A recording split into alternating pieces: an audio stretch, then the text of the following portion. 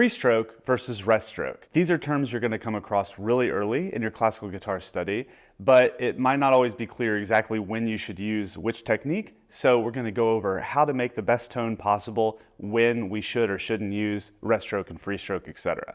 So let's dive right in. Over 80% of the time, you are going to use free stroke. Free stroke is probably the stroke you already know how to do.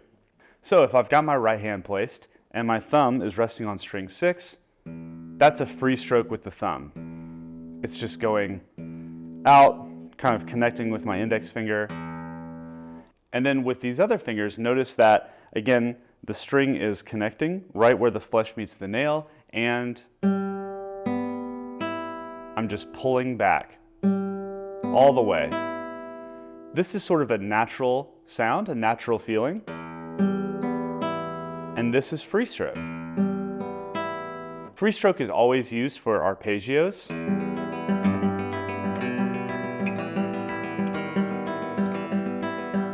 So if I'm playing like a bar to B7, for instance, you're going to typically play that, even if you do it straight and don't roll the chord,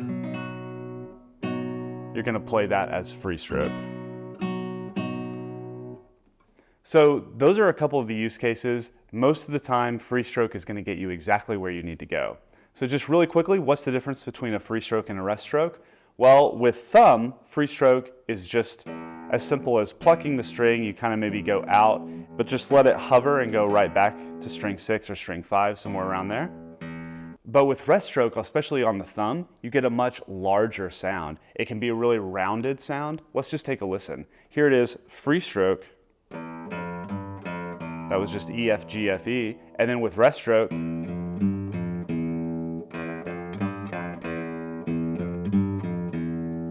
so with rest stroke with the thumb, you're actually going to pluck, and your thumb is going to land on the string below it. That's how we do rest stroke with the thumb. So because thumb is doing a downward motion already, it feels pretty natural to just... It also really helps if you're doing legato slurs. So thumb rest stroke are used all the time in flamenco. There's even another technique called alzapua that utilizes the thumb rest stroke in an extreme degree. So check that technique out as well. So with free stroke, we're just going to be pulling our fingers back. A really large open sound, sounds very natural, sounds very clean. But with rest stroke, we're going to be striking a little bit more on the center of the finger, and check this out. Rest stroke is actually going to be landing on the string above, whichever string you're plucking. So on this one, I'm striking string 3, and my index is landing on string 4. If I'm on string 2, and I use M for instance, do a little IM alternation, notice that I'm actually landing on the string above it. So let's take another example of free stroke versus rest stroke. I'll do free stroke B, C, D, C, B on string 2, and then I'll do rest stroke, and you can kind of hear the difference. So here's free stroke. Here's rest stroke.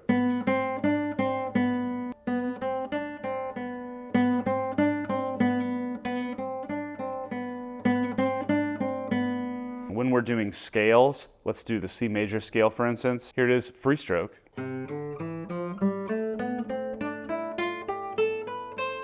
Versus rest stroke.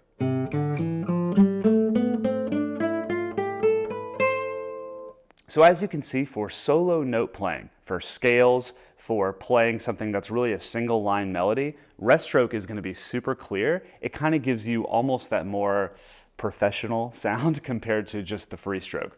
Now, you'll never want to use a rest stroke on arpeggios. Arpeggios are always very free-flowing, so you never want a lot of resistance. I mean, it would sound kind of insane looking at that example earlier. That just doesn't work.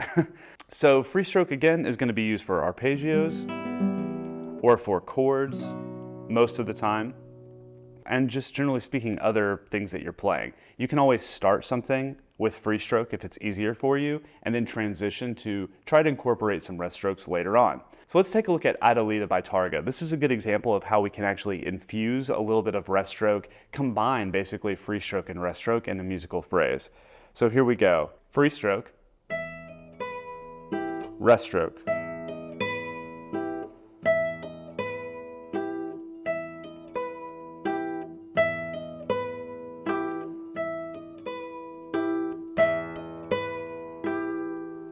So as you might be able to tell, the rest stroke really gives you a little bit more runway with the sound. It's a little bit larger. You feel like you don't need to pluck quite as hard because you're literally putting more pressure on the string, more velocity. You're causing the string to vibrate for longer, which is creating a larger sound wave. So if you combine rest stroke with vibrato, like for instance on my favorite note of the guitar, that's string 3, fret 9, take a listen to this. Here we go, I'm going to be doing a little bit of vibrato. Listen to this, just free stroke.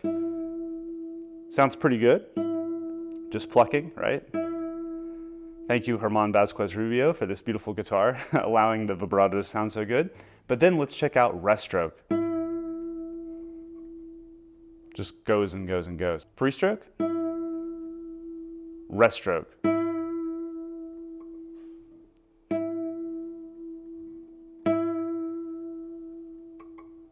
It's a subtle difference, but definitely a noticeable one. So how do we actually do a strong rest stroke? Well, I saw a video once by flamenco guitarist Grisha, and he was mentioning how don't think about the rest stroke as much as just coming up on the string like this, as much as it is actually punching into the guitar. Listen to that difference versus you're going in. Because when you push in, almost like a button, your finger is going to catch on that string. If I'm pushing in, it's going to catch naturally versus this up feeling.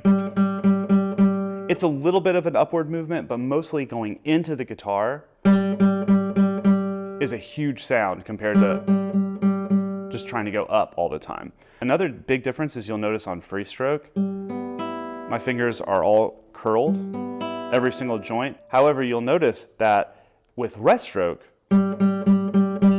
this bottom joint actually straightens out when I pluck the string. Compared to free stroke, where they stay bent the entire time. Okay, so I will say, if you're struggling with a little bit of IM alternation, especially when you're going up the strings from 1 to 6, then rest stroke might actually make the problem even worse, because let's say for instance you're doing a scale.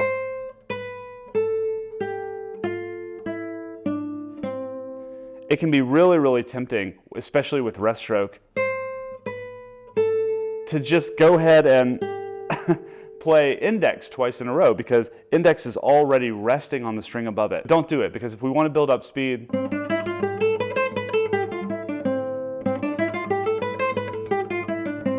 we definitely want to make sure that we are alternating I and M every time. So again, just to recap, with free stroke, it's going to be used for arpeggios, it's going to be used for chords. You're going to be using it for over 80% of the time that you play. And I took that from a book from Chris Parketing, so if he says it, I know it's true. Rest stroke, really great for some solo note playing. You can incorporate it within intense melodies like we saw with Tarrega's Adelita, but you can also do it for scales. That's when it's really effective. Single note melodies, scales, that's a really great chance to start using rest stroke. And it makes you sound really professional. It gives you that extra little edge. So it's a great skill to have. However, I really still firmly believe get a really beautiful sounding free stroke and you'll be able to do everything your heart desires when it comes to classical guitar.